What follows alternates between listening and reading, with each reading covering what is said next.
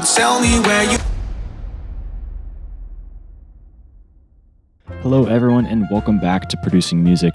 My name is NonWeary, and in this video we're going to be making a chill deep house track. I really wanted to get that solid, nice bass sound, so I'm going to teach you how to do that today in Serum, and we're going to cover the rest of the elements of the track, and at the end we're going to play the whole thing and it's going to sound great. Let's get into it. Okay, so I started with this vocal up here from the J Mason pack. It's a great one again. It sounds like this. Gone, where you've gone, now that I need you. And the first thing I did is I noticed it was a little heavy on the high end, so I added a low layer. Gone, where you've gone, now that I need you. And I'm doing this by using the Complex Pro setting in Ableton so that it keeps a lot of its original tonality. It just sounds like it's 12 semitones below. So after I got the vocals where I wanted them, I added this chord progression with a little bit of rhythm to it using the Labs piano. It's a free plugin. If you don't have it already, it sounds like this.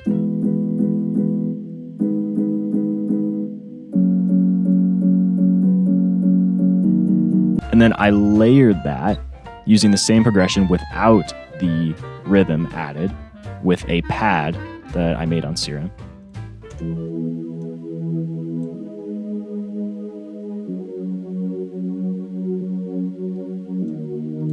And then in the second part of the drop, I have the main melody coming in, which is played by this ARP.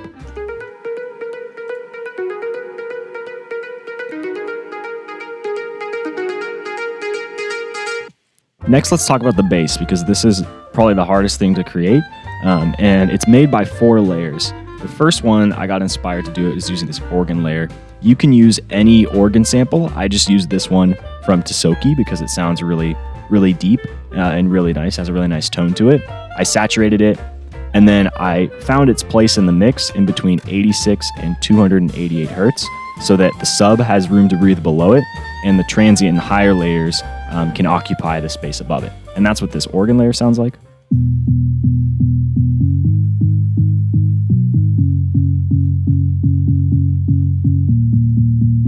And then I have a sub below it. And it's being cut at 84.8 hertz. And if you notice over here, the organ layer starts at 84.8, so none of their space is being overlapped. This is that Subpatch in Serum. I just use a basic saw wave, and I have the filter envelope opening up here to get that plucky effect. And then here's a cool trick if you don't know it already. Create a really short envelope like this. You can do this by lowering the sustain the whole way and decreasing the decay by quite a bit, kind of like that, to create this really sharp envelope.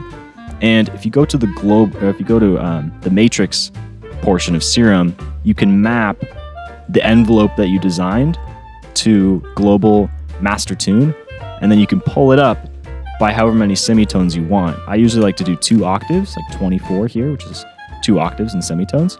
And then whenever you play a note, it has this really sharp pitch down every single time, and it just makes the note more impactful when you do this. You can see that I've done this with envelope 2 here.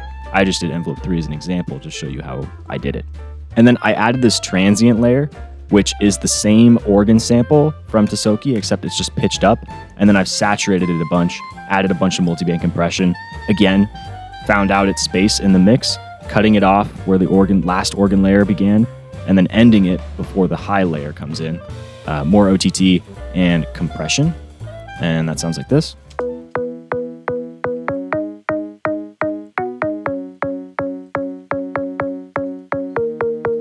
And then last we have the high layer, which sounds like this.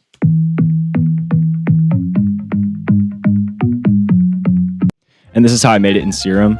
I have 2 oscillators playing, one with a square wave and one with an analog sine. And then I have this one playing 7 semitones up to give it a nice extra tone and a little extra harmonics. And then I have the same feel. I have an envelope on the filter that's opening up to sound like a pluck. And so all together, it sounds like this.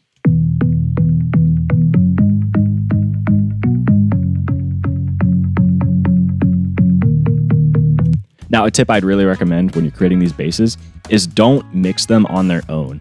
Like when I was making this bass, I had it playing with the vocals, I had it playing with the drums so that I could see how it fits all together. That's really what you're gonna wanna get with most of your tracks. You wanna mix in context so you don't create something that sounds good, but it doesn't sound good with the other elements. So make sure you're always checking taking it off solo and checking to see if it sounds good in the whole mix.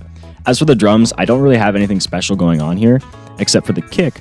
I'm using a Martin Garrix that I sampled from one of his tracks. I think it was Loop, because I really like the way the kick sounds. And then I just added a little extra transient to it, and you can see the difference before and after. Makes it a lot more punchy and more impactful. Then I have this clap. Way more EQ than I think I needed, and it's being compressed. And then recently what I'd like to do with my hats is I have 3 closed hats and then a more open hat on the 4th hit.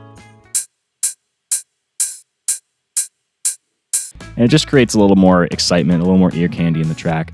And then I have it layered with a shaker and another hat loop.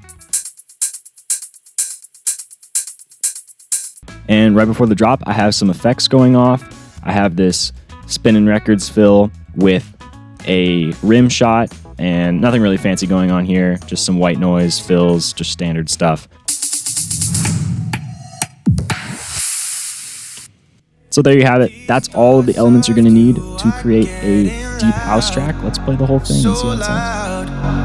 I thought that it was perfect, but it wasn't fine. Oh, how did I deserve this? I did everything right.